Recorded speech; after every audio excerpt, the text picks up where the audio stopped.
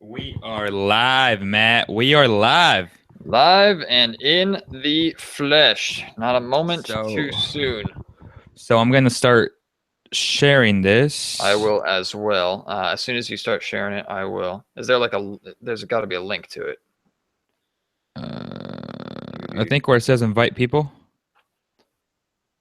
Invite people. Is that just to watch or is that to actually be in the call? Oh, no, that's to be in the call. Yeah, Never mind. We don't want to do that. Yeah. It's right there. It's on the bar.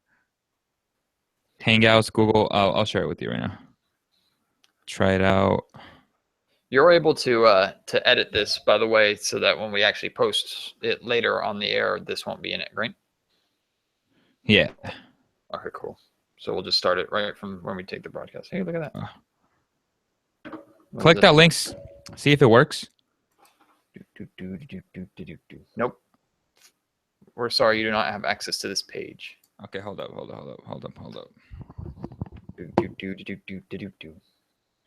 I got the notification that we're live, so. I heard something too. I don't want to. How do you find the perfect gift? Download the Amazon app and let it find you. Oh yeah, we're live. I heard something too. How do you find the perfect gift? Download the Amazon app and let it find you. Download the Amazon app.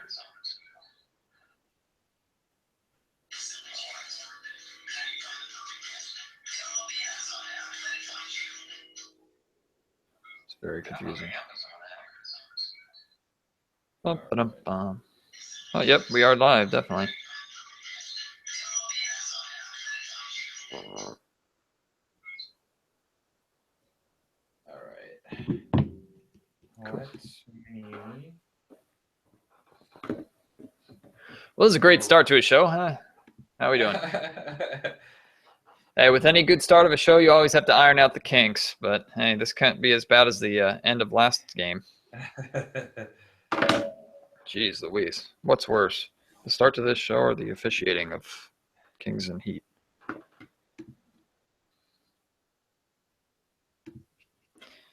So I can watch this. Where's the live chat? Let's see. So I can hear all you lovely people. Live chat. There it is. All right, here it is. We got it. I'm seeing it. All right. Let me go to YouTube and bring this sucker up.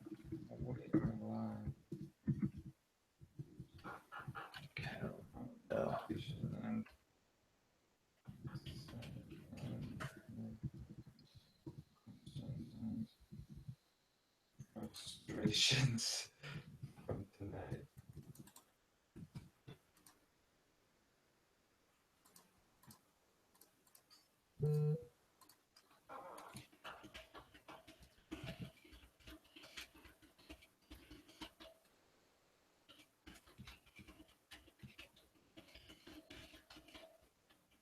Oh yeah, it's live.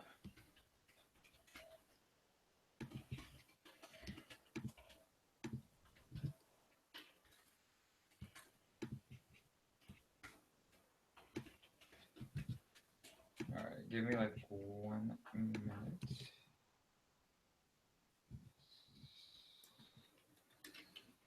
All right.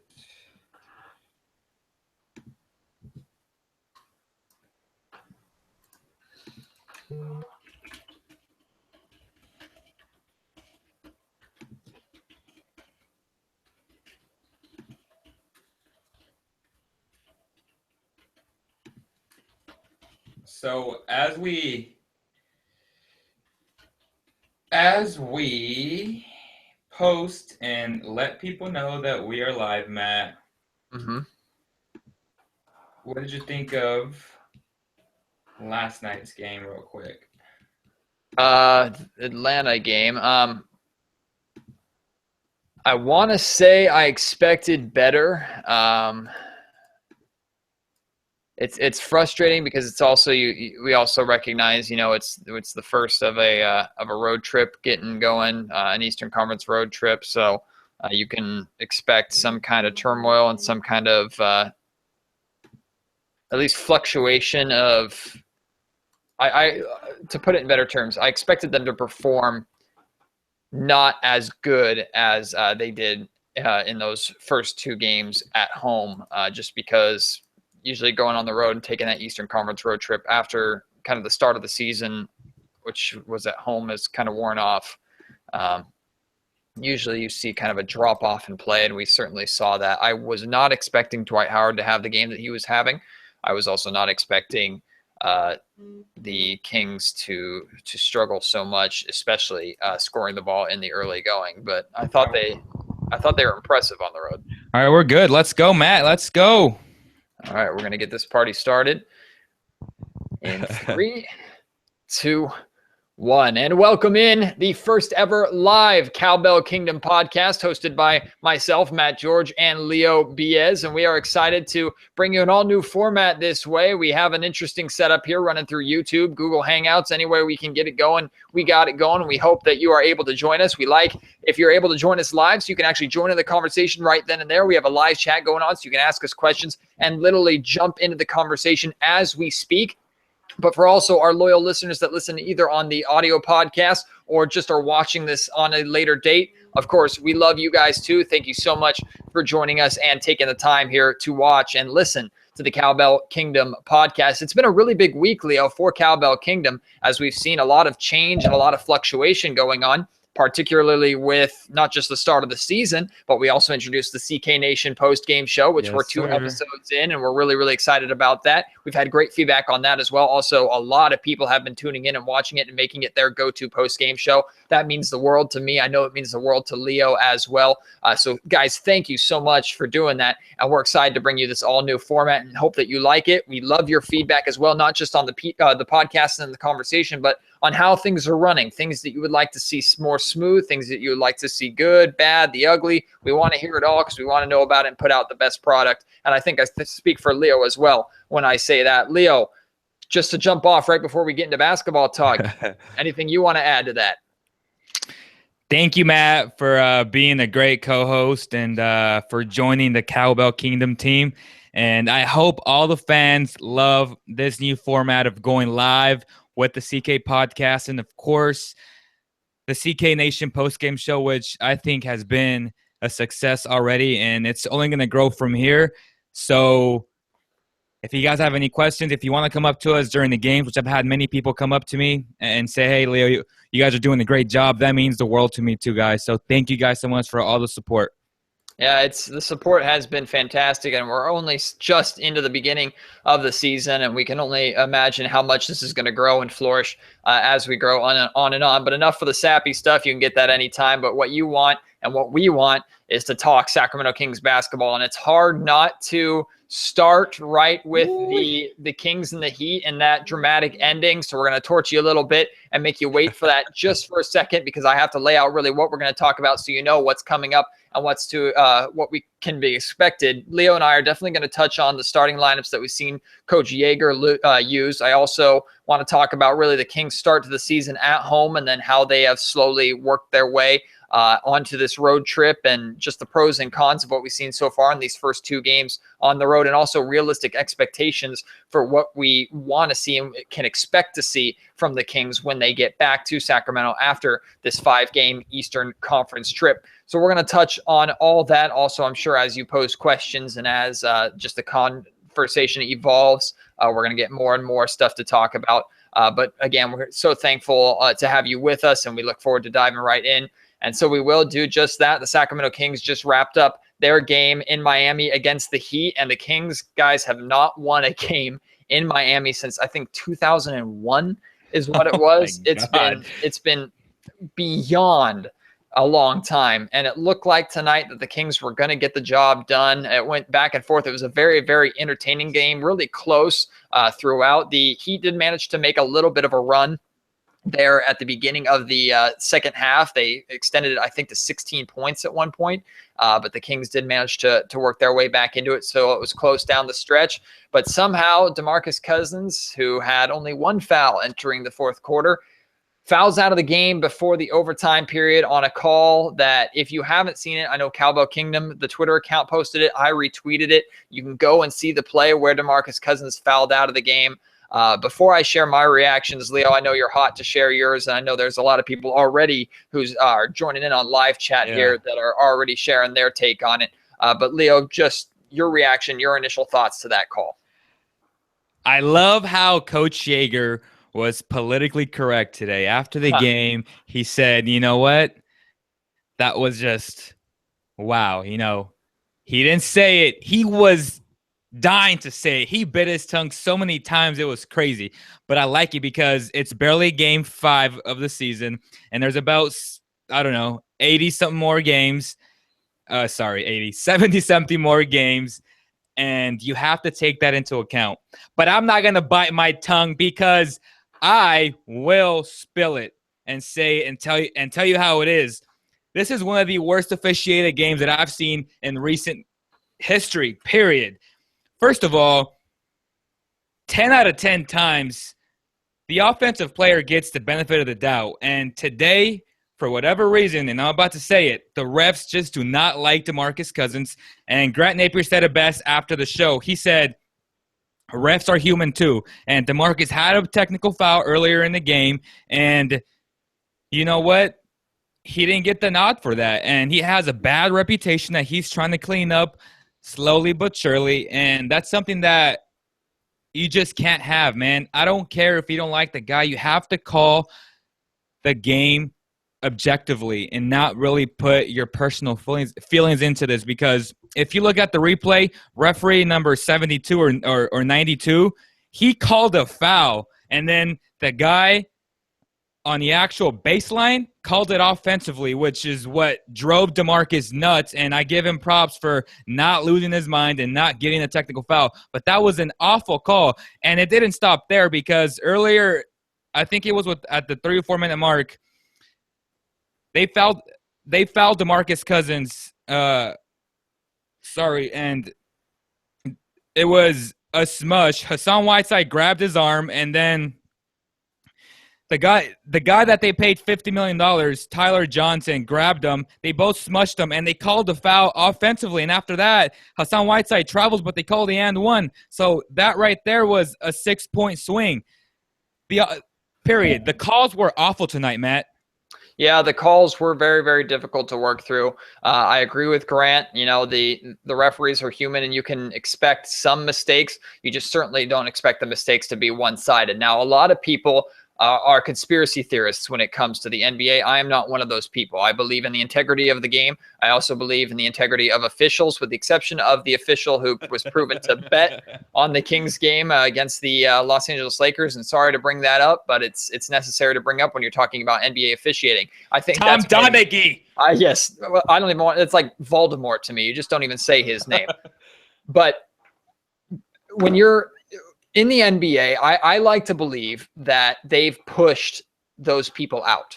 I like to believe that the game has a level of integrity, especially with its officials, that is upheld and that is respected. And I believe the officials are about 90% of the time, with a lot of those gutsy calls, they actually call it the right way or the best way they can in that situation. That being said, tonight we saw a lot of the 10%. And usually we only see that 10% happen 1 or 2 times a game. A lot of the time, or we saw that 10% maybe the entire fourth quarter. The officiating was kind of back and forth. There were some bad calls really for both sides in the early going, but really the fourth quarter, it was pretty clear that all the calls were going against Sacramento Kings and going against DeMarcus Cousins. And I think that leads to an interesting discussion, which we will talk about with Cousins and that reputation, and really how much he is to blame and how much the officials are to blame for the calls tonight. Because I actually got a great question on Twitter following the Kings' loss in overtime, which if you didn't see the final score of that game, we'll run through kind of the stats for you. The Kings ended up losing 108-96, which for an overtime game is relatively low scoring, Leo, which is surprising, which shows also the improved defense of the Kings. And then also the Heat had a pretty good game defensively. DeMarcus Cousins and Rudy Gay both finished with 30 points before Cousins fouled out. He was on a tear really in that fourth quarter. Only 7 rebounds for the big man. Also had 4 assists. Really had a rough time taking care of the ball tonight. Turned the ball over 4 times. The Kings were getting killed in the fast break in the early going, and they just couldn't get anything going. This team is not as young and not as quick as they've been in the past, but they're able to still be effective in the open court because their defense has improved. We didn't see much of that, at least in that first half, which is one of the reasons the Kings major struggled. But going back to the officiating, it was horrendous. It was one of those things where if it happened in Sacramento, it would have been a catastrophe for these referees. I'm sure, and I believe many Miami Heat fans and maybe even the players themselves recognize we might have gotten a little bit of a gift tonight. It's just such a tough game to swallow, especially when you're fighting that hard on the second game of a back-to-back. Exactly. I really feel for the Sacramento Kings because this is a game they should have had and really deserved to have. But these are bumps in the road that you have to expect in a long season. And then there's a guy on Facebook that just said there were 2 fouls, but Cousins' offensive foul was more obvious and apparent. Then he said, I'm one of the biggest Kings fans there is. Since 1986, Cuz fouled him. And that's coming from Joe Fleming. I'm sorry, Joe. I love you for all the support, but you're wrong, man. That you're probably about 0.1 of the people who believes that was an offensive foul. And, I wanted to give you a shout out, but you're wrong. Plain and simple. Thoughts, Matt? Yeah, no, and you're right, and I can understand him trying to play devil's advocate or look at it from the other side. Whether or not, I thought one of the best tweets of the night, I can't remember who tweeted it out. I think it was someone who actually tweeted it to one of the NBA beat writers that covers the Sacramento Kings. It might have been James Ham or Jason Jones, but he tweeted out, at the absolute worst, that should be a no call. When you're coming down the stretch, it's that late in the game, there's going to be contact on every single play. It's like in football too. It's someone crying for pass interference or defensive or offensive pass interference on a game where there's 3 seconds left and you're just heaving one up in the end zone. At that point in time, an official's job is almost to swallow the whistle unless it's a blatant, obvious call. In that case, you can make an argument for both sides. It's really, really difficult to make an argument for why that is an offensive foul, but some people are obviously trying to make it. At best, that should have been a non-call. And it's extremely frustrating that the officials decided that they needed to take the result of that game into their own hands. Yes, it wasn't the final shot of the game. It wasn't the closing seconds of the game, but it still was a major possession because if you don't blow that whistle, Cousins made the shot. So the Kings take a 2-point lead right there, and the Heat have to take a timeout and then draw something up. And then you're hoping and relying on the Sacramento Kings defense, which has been solid in crunch time, to hold on to that lead and get you the win. So the Kings are in the driver's seat. If you call the foul there against the Heat, which is more realistic and I think is more called for than an offensive foul, Cousins made the shot. So he's going to the line for a chance at a 3-point play. So that one can be obviously more in the advantage of the Sacramento Kings. The only way that the Kings are not scoring there is to call that offensive foul. And that's what the refs did. And that changes the game. That has a direct effect on the game. And yes, in my opinion, that's the officials taking the results of the game and changing the game themselves and integrating themselves into the result more than allowing themselves to come alongside it and make sure the correct result by the rules is supposed to happen. They didn't do that tonight. Again, if you take out the opposing team best player, you have an advantage right there. And as soon as they went to overtime, I said, this game is over. There's no way to win this game.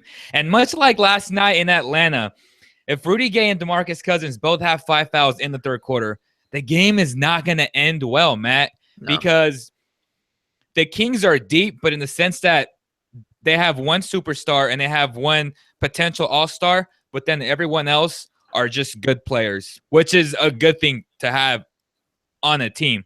But when your 2 best players are in foul trouble or in this instance fouled out because of just non-existent fouls like that play and like the plays that I mentioned earlier, that's just a huge disadvantage, especially since you're on the road and especially since the Kings haven't won in 15 years. Right. And you have to look at too really what that call does and what that changes for the Miami Heat. I mean, we talked all about all the effects that it have on the Sacramento Kings. How about the Miami Heat? There isn't a negative from that call standpoint because the Heat pretty much have the opportunity to hold for the last shot, which they did miss that shot, and Ty Lawson got the rebound and did manage to give the Kings a chance at the end, which resulted in a horrible shot by Rudy Gay. Rudy was phenomenal down the stretch. He really was one of the reasons why the Kings were able to make that run late. But that shot at the end, you got to get something better than that with 9 seconds left. And Rudy knows it. There's a reason why he airballed it, was because it was a horrible shot. But that aside, basically Miami is in the driver's seat at that point because they know that, okay, they have a chance now to not only take the lead, but if this game goes to overtime, the Kings' best player is no longer eligible to play. So it's basically a win-win. The only way they could have lost that game was by turning it over or by somehow allowing Rudy Gay to hit a late shot like that, which they just simply weren't going to do. It's just so frustrating how much of an effect one whistle can have on the entire outcome of a game, because it's not even guaranteed that the Kings win that game if it goes to overtime when DeMarcus Cousins is on the floor. If anything, that makes the game even more interesting, and there's more opportunity for both sides because you want the best talent out there competing. I think the NBA has to take a look at this. I think they need to, the NBA has been releasing those reports of the final calls in the last 2 minutes and whether or not they're correct or not. Those are great, I guess. It doesn't do me any favors to know what I already know, that you got that call wrong in the first place.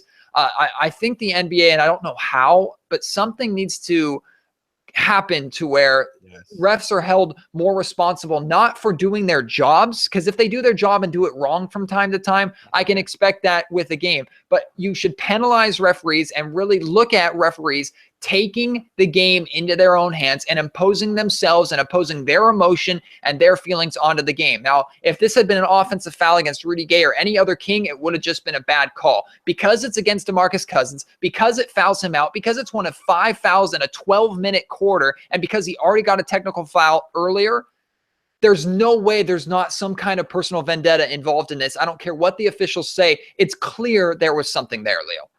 You just hit it right where I wanted to hit it. And I say that because the NBA holds their players accountable, right? Right.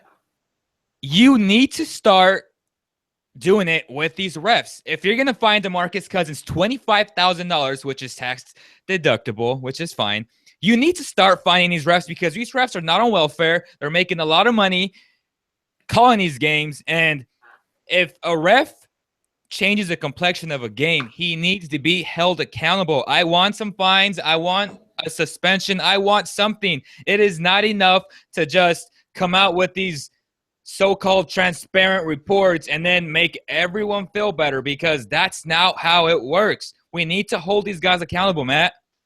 Yeah, and you're absolutely correct. Accountability is really, really important in a league where you're trying to hold your players more and more accountable for their actions, but you can't expect the same thing out of the officials. Yes, I understand their word is law, so you hold that to a higher standard. And again, I have the utmost respect for NBA officiating, because I believe 90% of the time with the hard calls, these guys get it right. I firmly believe that. And there are a lot of times where I've twice, or at least a number of times at both of these first 2 home games, there have been calls where the crowd reacted poorly and people on Twitter reacted poorly. And what did I tweet out?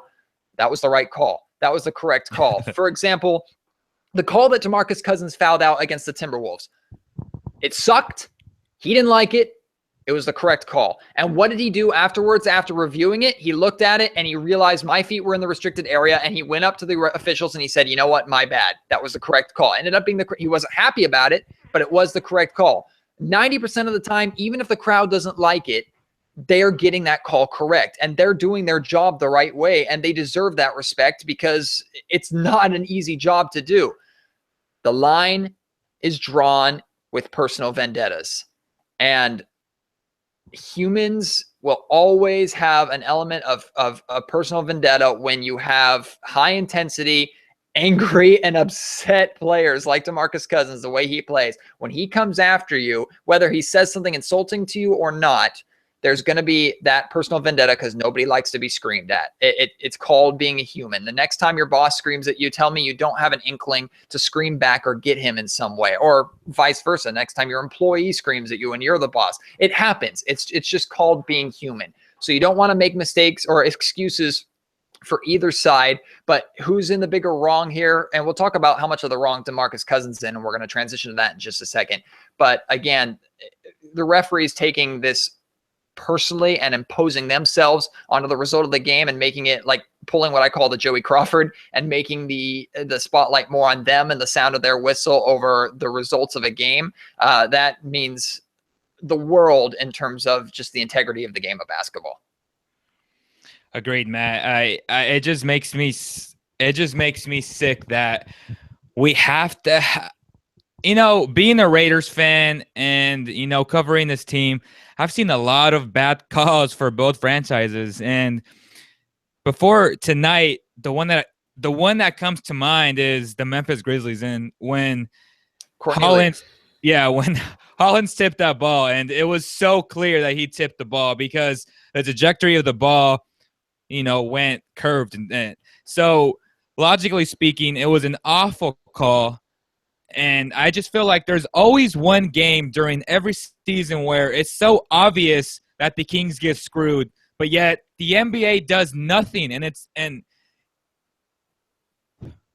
I also would like to, and someone just brought it up, what you were talking about here on our comment line, talking about the official who actually made the call initially was in the right position to award the 3-point play. And I believe that was the initial call, but it was actually changed by another official. I understand the reason why you have multiple officials out there is so that discussion can be made, so that correct call is there. But I would like to see officials stick to their guns more. A prime example of that, Leo, is the Kings and the Timberwolves when there was I believe a ball was knocked out of bounds. It was last touched by the Timberwolves, and the initial call, immediate snap reaction, initial call was Kings ball, right? And then who comes out? Well, none other than the entire Timberwolves bench and Tom Thibodeau at the helm, and he is screaming at the official, and I could see from the back of the lower bowl the look on that official's face and that consideration of Tom Thibodeau is yelling at me. I might need to reconsider this call. So immediately all the officials come together, and right away the call is changed to Kings ball. You see Timberwolves ball. You see one of them point to Timberwolves. The fans don't like it. More discussion happens, and then they change it again back to Kings ball in the first place. Most of the time, the initial snap decision, the reaction call is going to be the right one. Now, discussion changes things sometimes, and that I can appreciate. But a lot of the times, that initial call is the correct one. And I would like to see officials, especially if it's the lead official who made this call here tonight, if he is the one calling it and he sees it for what it is and he is the one to blow the whistle, then someone over here on the baseline who is looking from the perspective of over the shoulder of the defender should not be the one to change the decision. That's just my opinion. Yeah, and that was ref number 72. He made the right call, and then the ref on the baseline calls it an offensive foul, and he stares Cousins down. Literally, he stares him down, and Cousins can't believe it, and then he runs back to the bench. It's unacceptable, Matt. It's very frustrating, but Cousins has a reputation, and it's unfortunate, and it's a lot of what he put upon himself. And that's what we're going to talk about. And I'm going to actually, as we speak here, bring up one of the tweets that I got that asked, I thought, a really, really good question that was hard to find a correct answer to. I think the correct answer was both of the A and B options that he listed. As I'm bringing that up here, it was given to me or sent to me by Akash Sharma. He's one of the guys that follows me, a 49er fan, but someone who is very active on Twitter and someone who follows me, and I appreciate the conversation. If he's watching, thank you so much for joining in. But what he said was, it's the chicken or the egg conundrum. Do the refs hate DeMarcus Cousins for complaining, or does DeMarcus Cousins hate the refs for bad officiating? My reaction was maybe both. Cousins doesn't help himself by talking to the refs nearly every dead ball, because he does. And a lot of this game I didn't watch firsthand. A lot of it I actually listened to G-Man on the call because I was in the midst of having dinner with my family and actually playing tennis here tonight, which, by the way, that sport is hard as hell to play. I prefer basketball, bigger and easier to handle with your hands, and you don't have to have some stupid racket. But even G-Man, Gary Gerald was talking about how almost every single dead ball, DeMarcus Cousins is over there chirping at the officials. Yeah. Even if he's not mad at him, he's still talking to him. Just from, even if you're not mad at him, it takes you out of the game.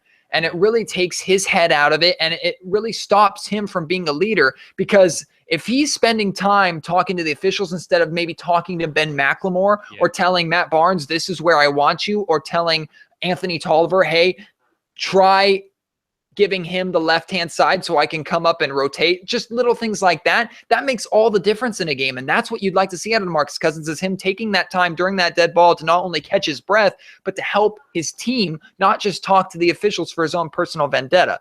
So yes, he was talking to the officials a lot, which could certainly help his cause. But in his defense, the officials sure as hell give him a lot of reason to talk to them, because they do make boneheaded decisions against him because of his reputation. There have been a number of reputation calls already against him. Matt Barnes has gotten reputation calls. In Phoenix to start the season, Matt Barnes was given a flagrant 1 foul for just a hard foul where he was clearly going down. And to understand this, you have to realize when you're going up for a layup, right? If you hit the hand is considered part of the ball, and that's actually not a foul.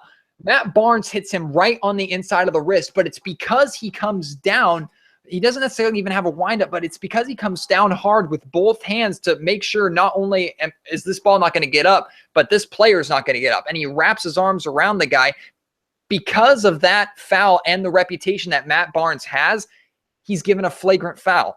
DeMarcus Cousins is the same way. Cousins, when he's yelling and he's screaming and he's fired up, and there is a close call, almost every time it's going to go against him because of that reputation, and maybe even because of the personal vendetta that officials have against him because he spends so much time talking to him. So it really could be a lot of both. So I believe both parties really are to blame for this, Leo.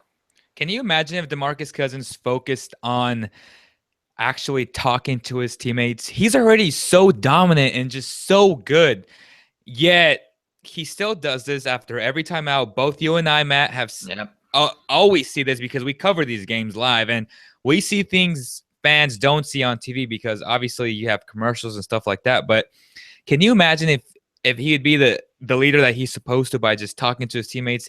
Either night and day difference. Yeah, either telling them what to do, or even encouraging them and saying, hey, you're doing a good job, keep your head up, stuff like that. But he does all this chirping, but yet he's so dominant. So I can't imagine what he would be if he wouldn't be doing that.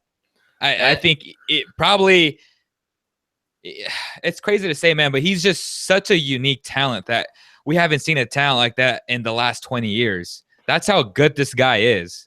And you have to understand that DeMarcus's ego and DeMarcus's energy and his passion and the fire that comes from that is part of the reason why he's so successful. A lot of people want him just to check that and toss that out of his game completely. No, you don't want him to toss that game complete, or toss that bit out of his game completely, because that little fire is what allows him to battle through 3 guys and put up a one-handed slam through contact and get to the line for a 3-point play. He makes plays like that because of that fire and because of that energy. Now, where it comes to bite him in the butt is with his talk with officials and with the technical fouls.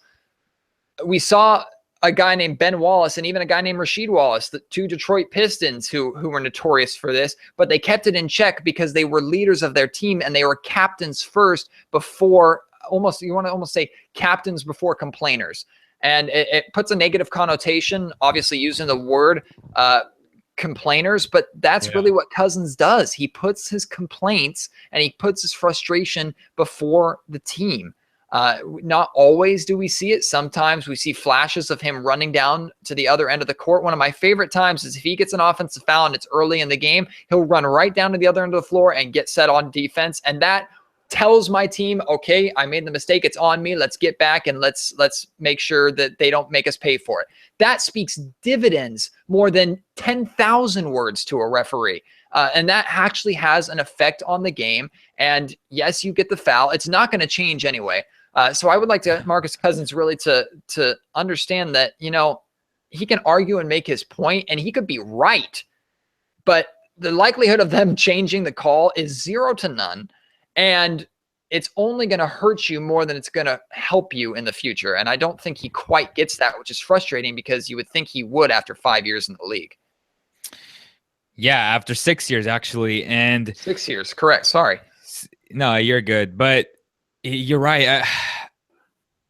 I can't continue to justify this guy because all I see is money, money, money with this guy. In terms of he's just money. He's just this talented. He's just this good. But with all that said, you have baggage with DeMarcus Cousins. And I love the guy. I love his fire. But he needs to stop complaining so much and just so often. It's okay if you do it, 4 times a game, but he does it almost at every stoppage of the game, which just needs to stop, Matt.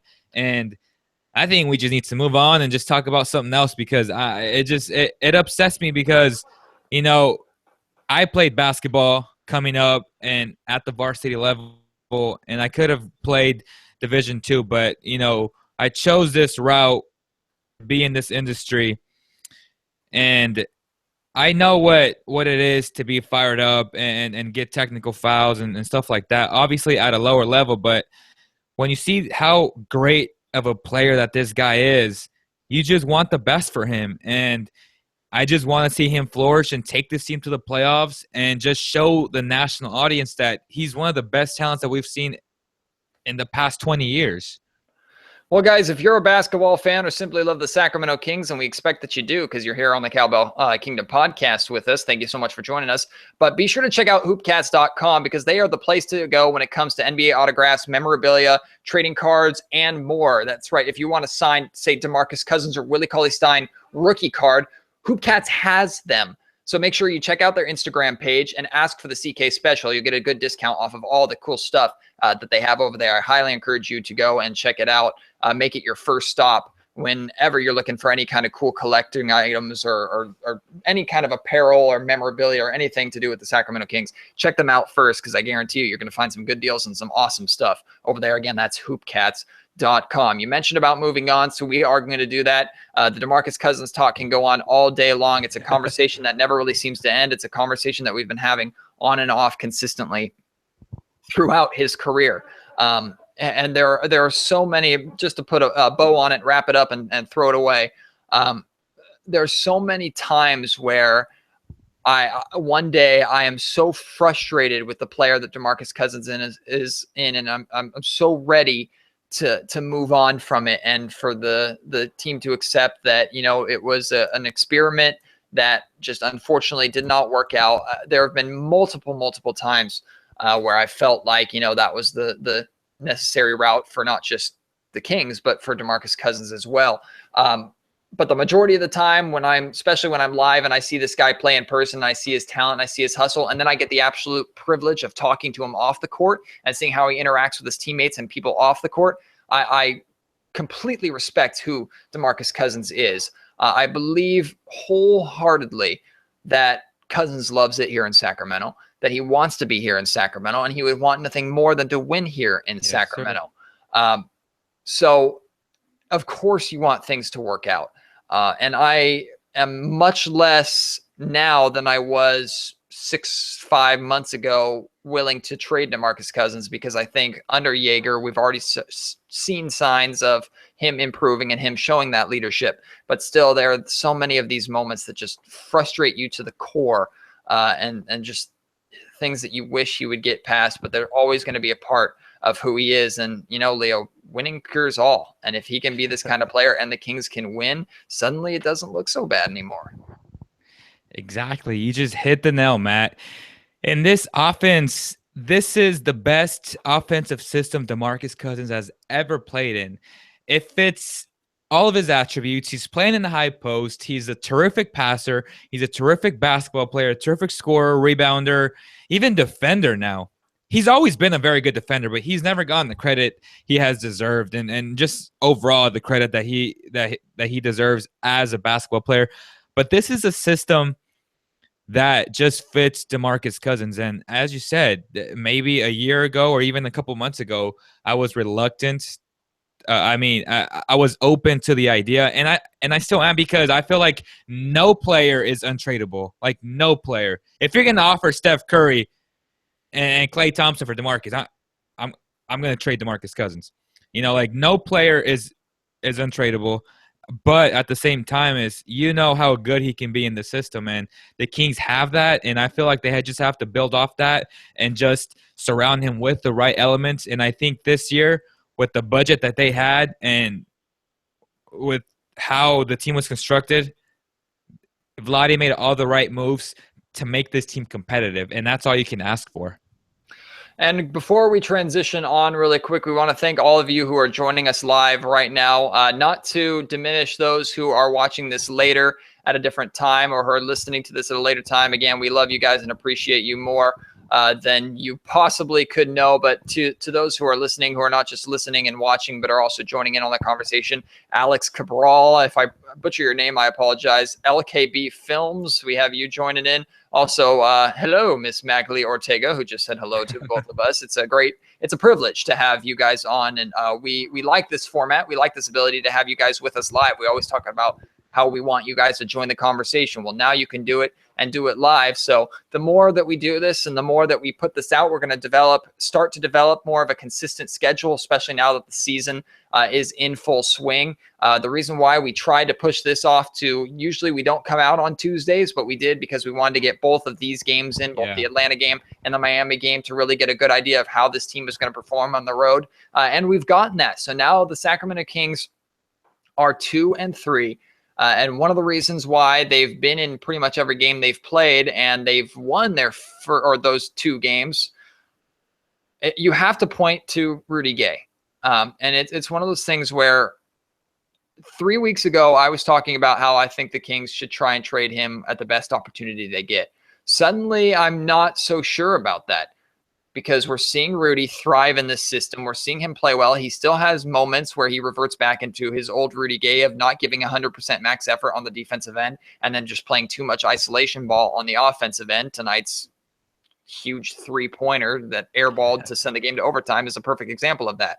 But he is taking steps in the right direction, and he has been a very, very efficient shooter and scorer for the Kings and a prime second option. And I worry about, if you lose that and trade that away, who's going to really step up and take that role, because Cousins obviously needs help, and you obviously need more scoring from your team if you want to be successful in this league. One of the things I tweeted out a couple nights ago, and this is something that I firmly believe, Leo, because he said it himself, he has such an attachment to this community, and because he appreciates the fans as much as he does, if this team can find success and if this team can start to win, now does that mean making the playoffs? Most likely.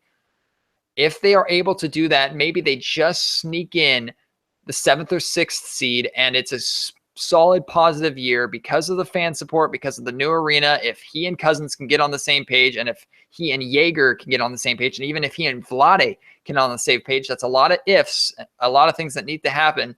But I believe it's possible that Rudy Gay could want to be a future, or could want to have a future here in Sacramento with this organization. Tell me if that's wishful thinking or not, because it may just be.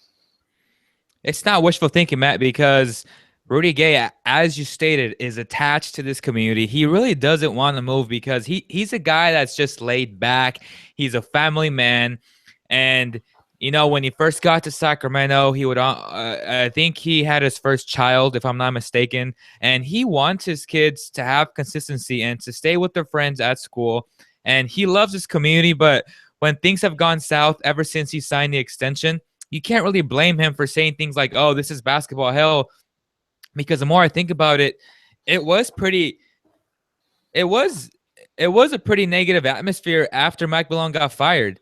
And, can we blame him for saying things like that? No. And at first, my first reaction was, yeah, like, why is he saying this? Maybe I kind of thought he doesn't want to be here. He wants to be here, but he wants to be in the right situation. And just like many of us, we're humans, man, and we want the right situations for us and for our families. And I just can't be mad at him for wanting a good situation, because he's a really talented player, and he's showing early on in the first 5 games. I feel like these first 5 games have been the best 5 games of his career. And I'm going to say right now, he's a man possessed, and he's been playing like he's on a contract year. Winning cures all. I mean, that's just the fact of the matter. Winning cures all. The Kings still have a long way to go to be a top winning team. But one of the things that I was talking about with the Kings going into this season was, are they going to be able to compete consistently every single night on a night-to-night basis? And the answer is yes. They've done that, and they can. Whether or not they can stay healthy, that's a question, because guys, key members of the team, you mentioned Matt Barnes, who's been dealing with issues. We know DeMarcus Cousins has had injury problems in the past. Rudy Gay's had injury problems. We'll yet to see about Darren Collison when he comes back, if he's going to be 100% or what's going on with him. Injuries can, of course, change. But as of right now, this team fully healthy, the way that they've been playing, they are capable of competing with anybody in the league. Doesn't matter if LeBron's playing. Doesn't matter if Kevin Durant and the Warriors are coming to town. This team can run with anybody in the league. Now, whether or not they can close out games and win, that's a whole different story. But step one is being competitive, and the Kings are able to do that. And one of the major reasons they are able to do that is because of Rudy Gay. Oh, defense too, but because of Rudy Gay.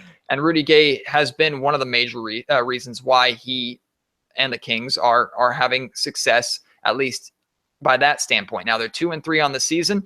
There still are 3 games left on this road trip, and still, Leo, if they can pick up the next or 2 of these 3, even if they pick up 1 of these 3, it's not the best. 1 out of 5 on the road trip is not the best, but at least you got 1. But if the Kings can pick up 2 of the next 3 games, just think of it. Don't worry about these last 2. Just focus on that and come home 500 with all these home games coming up in the mid to end of November. They're in a really, really good spot. And I think it's definitely doable as you look at games like Orlando. And then also I think they can find success even in Toronto. You just don't know with this team. But I don't think 2 out of 3 is unrealistic the way they've been playing, because quite frankly, they should have had this one tonight.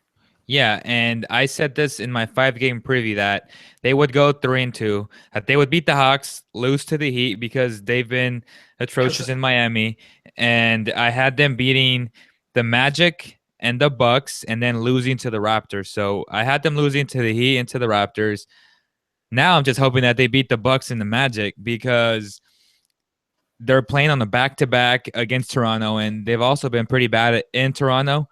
And that team is just very good defensively. So at this point, I know I said 3-2, and if they would have won tonight, I feel like they would have won, and I still feel like they'll beat the Magic and the Bucks. They should. And that would have been and then I would have been correct with my 3-2 prediction, because there's no way I saw this team going 4-1 or especially 5-0. You know, it was wishful thinking for all the fans who commented and gave feedback and joined the conversation. But I said 3-2 is realistic. 2-3 is more. Is probably what's going to happen. And so they have a chance to go 3-2. If not, 2 out of 3 is not bad, because now you have a bunch of games at the Golden One Center, and I'm sure those games are going to be rocking because we have the best fans in the NBA, Matt. So you bring up a good point, and we're going to talk about that now, really, which is the major difference that we've seen on this road trip versus what we've seen so far this season. And it was the first change to the starting lineup. And we saw Costa Koufos no longer in that starting lineup. Matt Barnes actually started the 4 spot tonight, a move that I liked a lot. It was a good move in terms of matchups, and something that with the depth that the Kings have, Coach Yeager certainly has that more at his disposal.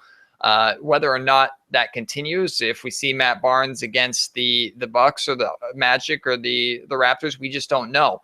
One thing that I liked, though, and let me preface this by saying Costa is one of the nicest guys in that Kings locker room, and he's one of the first guys that will always come up to us. I know he and I, and you even too, Leo, we were chatting just about his flight and about his trip, and he even walked with us out of the tunnel on the way out after the Kings and Timberwolves game. Now, of course, they're going to be in a little better mood after a win, but that's just the kind of guy that Costa is.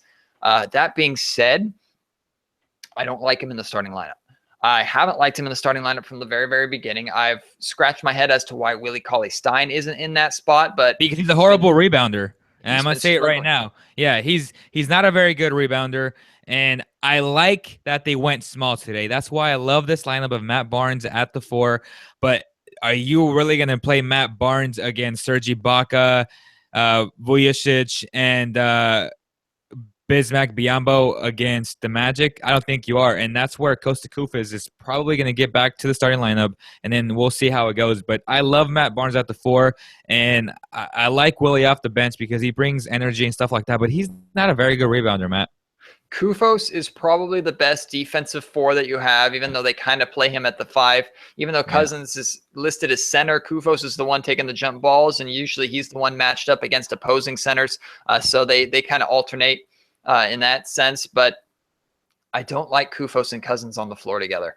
I just don't. I feel like the lane is clogged. The movement is bad. And even on the defensive end, the rotation slows down dramatically because Cousins is quicker than Kufos, but both are not very quick on that first step and that step out to guard the perimeter jumper. And that's one of the reasons why the Heat were able to have success against the Kings tonight, is because they were able to knock down their open shots. The Kings defensively have been better, no question. The defensive effort has been through the roof. However, because of guys like Kufos and Cousins being on the floor at the same time, the defensive rotations are too slow. And anybody with a scoring power forward or guys that can shoot and space the floor are able just to pass it around and beat the Kings up and tire them out. And that's what they've been doing so far this season. And that's one of the things that have hurt the Kings the most. Perimeter defensive-wise, one-on-one, they're better, but teams are beating the Kings with quick passes and making that rotation work. And with a 24-second shot clock, if you space the floor, you can get a lot of passes off and tire a lot of guys quickly,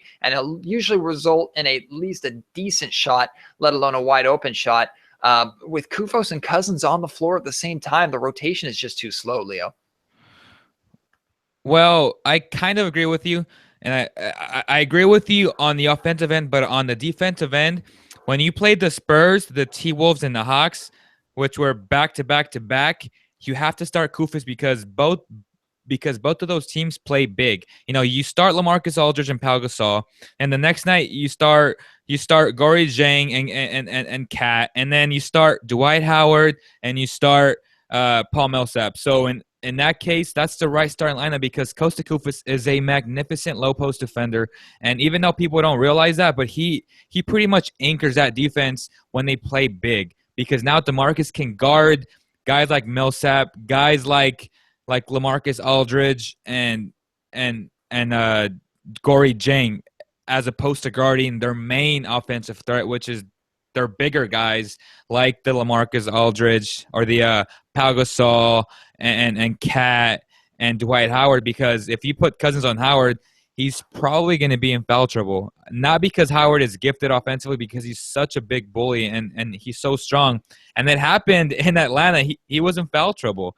So I like when Costa's in there when they play big, because Willie Cauley-Stein just struggles to defensive rebound. And I know he's a great shot blocker, but it's not about blocking the shots, because if the shots go back to the team, then it's no good. You need to be able to grab the ball, and Costa Kufis is a magnificent low post defender, Matt. Quick note on Willie Cauley-Stein. He's got to put on more weight. He's just got to get bigger if he's going to want to bang and go down low, because he's not quick enough to guard perimeter defenders with his length. His length will bail him out of situations, but he just is not quick enough to be able to stay out there without tiring himself out very, very quickly. So that's definitely something that he needs to do if he wants to be a presence down low. But going back to Kufos, I don't want to take away from his individual efforts and his individual skill set, because I agree with you. He is a very underrated low post defender. Coach Yeager's system is where the problem is, though. And that's not because of Coach Yeager, and that's not because of Costa Kufos. It just doesn't work with the both of them with the kind of system that Coach Yeager runs. How many times have you seen the ball go into the post and it's just Costa Kufos one-on-one with whoever's attacking him? You don't see that. Coach Yeager has a ball-pressured, high-intensity system to where as soon as that ball enters into the post, whoever's closest is not necessarily going to dive in on him, but is going to start to come in and is going to start to poke around and try and force either a bad pass or a tough shot, or at least get the big man to panic and turn the ball over. So when that happens, when the help defense comes out, right? So say it's Costa Kufos here on the left side, Cousins on the right side. Both of these big men are out there. Costa is in the post defensively, and Macklemore, who's on the perimeter, comes in to help him. Ball kicks out. Macklemore can't step out quick enough, so point guard Ty Lawson has to shift over. Then the ball goes to Ty Lawson's man, so Aaron Aflalo has to shift over. Then the ball goes to Aaron Aflalo's man in the corner, and suddenly it's up to DeMarcus Cousins to get all the way out there to defend that shot. That's where the Kings have struggled, because with both of those big men there's just not enough speed for him to get out and block that shot or put a hand in his face. It hasn't been. Now, we got fortunate with how many wide open jumpers that the Spurs missed. We also were fortunate with how many the Timberwolves missed in the second half. They weren't missing in the first half, and it was because of the outside shot that the Timberwolves were able to build an 18-point lead. It was because of the outside shot that the Heat were not just able to take a lead, but were in this game here tonight because the Kings were dominant on the inside. The rotation just isn't. But it was because of Zach LaVine, though. I mean, Zach LaVine just was absolutely, he's absurd good in the first half. I mean, this guy was video 2K. I couldn't miss a shot.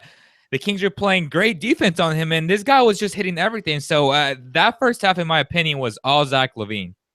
And there's pros and cons to both. As of right now, I agree with you. Against the Magic, against the against the Magic, most likely against the Bucks. Toronto's kind of iffy because they play so fast and they have so much good transition and slashers and attack the basket players. I would put Matt Barnes against Toronto for sure. Right. But with those other two teams mentioned, you most likely have to start Costa Koufos just because he's the best big man defender with the exception of Cousins that you have right now. But in the long run, I don't think that's a good option at that spot. And I would like to see either Willie Cauley-Stein add weight, or that might be a problem that the Kings will need to address after quite a while. Because once teams realize that with both of those players in, if they can pass the ball around the perimeter and force the Kings just into one-on-one matchups in the post, then they're in a good spot. Let's put it that way. Yeah, and I'm gonna say this: I love Willie Cauley-Stein. I love him as a person, as a player, and I love what he can potentially become. And my thing is a Tyson Chandler type player. And I just hate to say this, but if we go back into that draft and you have Emmanuel Mudiay sitting there at number 6, you have to take it, Mudiay, and just pull the trigger, man. And I hate to second out Vlade Divac, but that's the type of game changer that the Kings need. A guy at the most important position of the floor. And then you take Willie Cauley-Stein, which is not a bad pick by any means. And I don't want people to twist my words and say stuff like that, but preferably, if I was Vlade in that situation, I would have went with Mudiay. And right now, you can see the Nuggets how much improved that they've gotten this year, really by having no expectations. And Mudiay is really playing well, and he's improved a lot from his rookie season, especially offensively. So I know it's hard to say this, especially in the first week of year number 2, but, Emmanuel Mudiay was the pick, and, if they would be able to do it all over, I think they would go with it. But Willie Cauley-Stein just has to develop his offensive game because it's not fluent. It's not fluid. It's not really there. And you're right, Matt. He needs to gain some weight. Hindsight is 20/20, and it's always going to be shoulda, woulda, coulda. Even if you score in the draft the next year or the year before, you could think if only we got that guy as well, we would have these big 2 instead of just this big 1. It's an unfortunate thing to play with, and it's an unfortunate thing to look at because the past will always be there to haunt you, especially with the Kings when it comes to the NBA draft. But it is what it is, and the Kings just have to look forward from this point on, because I do believe there is a spot on this team for Willie Cauley-Stein. I still believe he can be mucho effective, and Dave Yeager is just the guy to find the right spot for him. At least I hope so, because you would hate to see a talent like Willie Cauley-Stein go wasted, I should say. And he has a spot on this team. He has a role, and he can be effective. It's just him finding that niche, which may be taking a little longer for him than for other players who are more set in their ways and are more familiar with their own game. We're going to talk about one more thing really quick, and that's the point guard situation with the Sacramento Kings. We're having technical difficulties.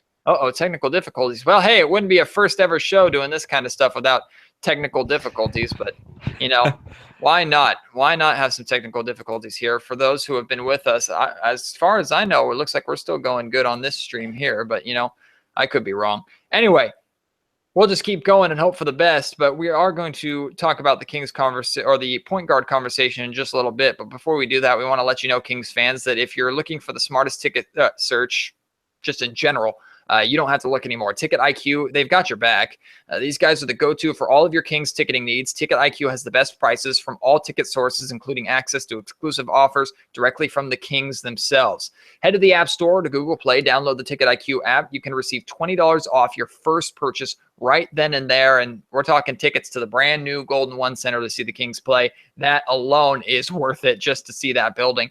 There's really no reason to search through so many different apps looking for the best Kings tickets, because Ticket IQ, they're your one-stop shop. So check them out, Ticket IQ, for all your Kings ticketing needs. And we hope, Leo and I both hope to see you at the Golden One Center very soon. Again, you see us, or you know that we're there and you're there, tweet us. We'll come find you. We want to talk to you. We'd love to meet you guys. Again, the support that you've given us has been an absolute pleasure. You know who's receiving a lot of support also right now is one Ty Lawson. He has been playing phenomenally, been a very, very bright spot for the Kings at that point guard position. This was one of the questions I posed in one of our CK Nation postgame shows, and we can elaborate here a little bit more on this platform, Leo, although we don't have too much time left. But Darren Collison comes back in just a couple of games. I mean, we're already 5 games into the season, 3 more, and then his suspension is over. Based off of the way Ty Lawson's playing, I think at the beginning of the season, we all thought Ty Lawson starts these 8 games, then comes off the bench, and Darren Collison starts as soon as he comes back. Based off of how Ty Lawson's playing, has that changed? Yes, it has, Matt. I was a big advocate for Ty Lawson to come back to sign with the Kings, and it's paid dividends thus far in the first 5 games. He might not be a better shooter than Darren Collison, but the way he breaks down the defense is just, my goodness, just beautiful to watch, because he's so much faster than everyone else, especially with his first step. So when he breaks down the defense, he almost looks Rondo-esque out there, and he's a lot shorter than Rondo, but he's still capable of hitting free throws and just being a better offensive player than Rondo. And I love the idea of having a 1-2 punch of Darren Collison coming off the bench with Garrett Temple, and having Garrett Temple as that defensive force, because he's been great defensively. And I'm just going to enjoy watching Temple and Collison coming off the bench with Aflalo and Ty Lawson, because Ty Lawson and Aflalo, they already have team chemistry from their days in Denver. So I like just that rotation, that 4-man rotation. I know Ben McLemore's going to get, chumped up with those minutes, but it's okay, because I like what Temple and Collison are going to bring off the bench every single night. I completely agree with you. And I 100% agree with you, because Ty Lawson has already proved that he can be a good fit with the Sacramento Kings starting 5. He just has. He has a good rapport with Cousins. He's able to break down the defense and get good shots for both Aflalo, Cousins, also even Rudy Gay has really benefited from having Ty Lawson in that starting lineup. He's even given Kufos a couple of really, really good looks on the inside. Yeah, I know. Ty Lawson has been very effective with that starting lineup because of the player that he is, which is a slashing, attacking point guard who's capable of hitting the outside shot, but that's really not his go-to. He's going to use his quick step to really draw the defense in and then open up the game for one of his teammates. That's not something you want from Darren Collison. What you want from Darren Collison is to come off the bench and to provide an offensive spark. The bench lineup for the Kings has been impressive defensively, and I thought they've played well together as a cohesive unit. They've actually played better as a cohesive unit than the starting lineup has. Yep. There's a reason why Coach Yeager had full confidence to pull all 5 of his starters out and put all 5 of them in against the Timberwolves, and we saw something similar to that even in Atlanta. He has confidence in that bench unit, especially defensively, which is great. Also, side note, Tolliver hit a 3 tonight. Hey-oh. Another one, because he hit one last night. Hello. That's true. He did hit one last night. Well, it's good to hear. Good to see. Now, make one in Golden One Center, please, Anthony, because I'm a big fan of yours, man. And I'm a huge fan of him. It takes every bit of me not to stand up in the media section every time you're putting up a 3, because I want nothing more for that shot to go in. But Tolliver is looking better. Side note over. Back to what's important. Boy, if Darren Collison. Side note, go back. He's struggled offensively, but defensively, he's been excellent. No, yeah, and that entire defensive lineup Yeah. really off the bench has been excellent. Really, it's been led by Matt Barnes, who ended up starting tonight. But as a whole, that unit has played very, very well together and has been very, very impressive, especially defensively. Where they've fallen off and where I'm worried about is offensively, and that is a direct fit for Darren Collison to where he can come in there. I still think he can be effective defensively because of his speed. However, offensively, he can open up the game for you in so many ways. He takes a lot of pressure off of Garrett Temple. He even takes a lot of pressure off of Matt Barnes when he's coming off the bench. Collison can be your number one option, and that may even help open up the offensive games for guys like Tolliver, for a guy like Temple, who doesn't have to worry about not just playing well defensively. Even Ben McLemore, that takes a bit of a load off his shoulders, where if he can be the second option but still be shooting with such confidence, that could be even a lethal pairing between Collison and McLemore. So I think it makes total sense to have Collison come off the bench and really be that sixth man and be that leader of that unit. And I think Collison is smart enough to recognize that, I have real opportunity here coming off the bench with this unit. These can be my guys. This can be my team of five that I lead. And we can be one of the best benches in the NBA if we come together and recognize our potential. Yeah, and if he's playing well that night, Coach Yeager won't pull him out. Absolutely not. That's the thing. Like, people have to get over who starts or stuff like that. It's all about who finishes. And Darren Collison, if he's playing well that night, he will finish the game because Coach Yeager has a great feel of the game, and he has a great feel of his players and the vibes of the game. So I trust in Coach Yeager, even though tonight I was upset that the last shot of the game was pretty awful, and it was just a bad isolation play. I would have liked Ty Lawson to get the ball, break the defense down, and then get an open shot for one of his teammates, which I was thinking Rudy Gay, or even just to take it to the cup and just end the game right there, because there was not a player on that team that could guard Ty Lawson tonight, which I feel like that ball should have been in his hands, just like in Denver, where he was just so good at breaking down teams. And either if they give him some room, he will pull up for that shot. And even though he's not a great shooter throughout the first three quarters, when it's game time, this kid can hit the shots. And we saw that at the Golden One Center already. Calvin Tran weighed in a while ago. He said we need a consistent backup six man like Jamal. I'm assuming he means Jamal Crawford. Yep. Darren Collison can be that guy. Yes, he can. Collison is not as sexy a name, nor is he as well known for his crazy outside shooting or offensive abilities like Jamal Crawford.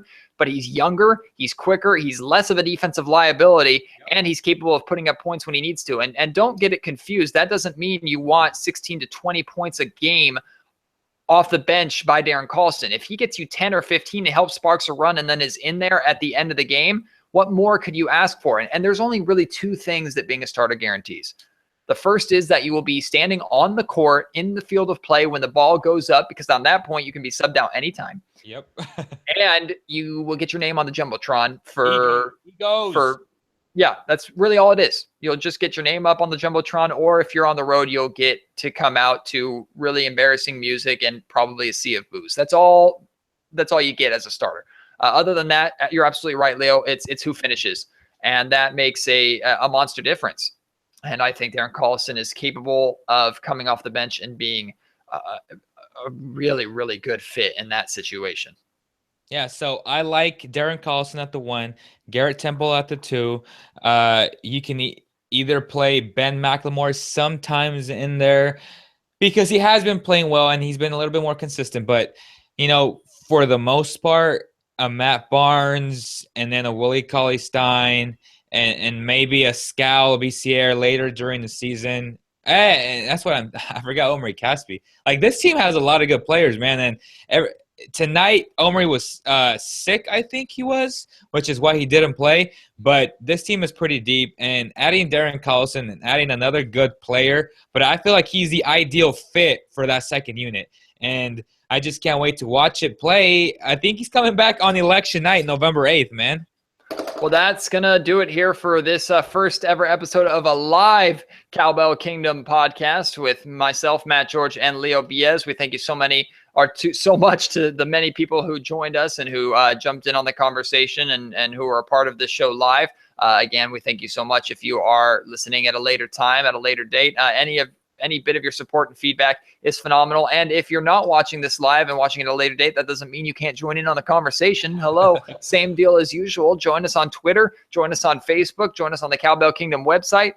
Anywhere, there's usually a way to get a hold of us in some way, shape, or form and get involved. And we want to hear your feedback, whether it's the Kings point guard situation, it's on the atrocious foul calls in tonight's game, it's on your predictions for the rest of the Kings road trip, on DeMarcus Cousins, whatever it may be, Rudy Gay staying in Sacramento. We talked about so much here in this podcast, so there's plenty of you to weigh in on. There's really no excuse for you not to come up with something.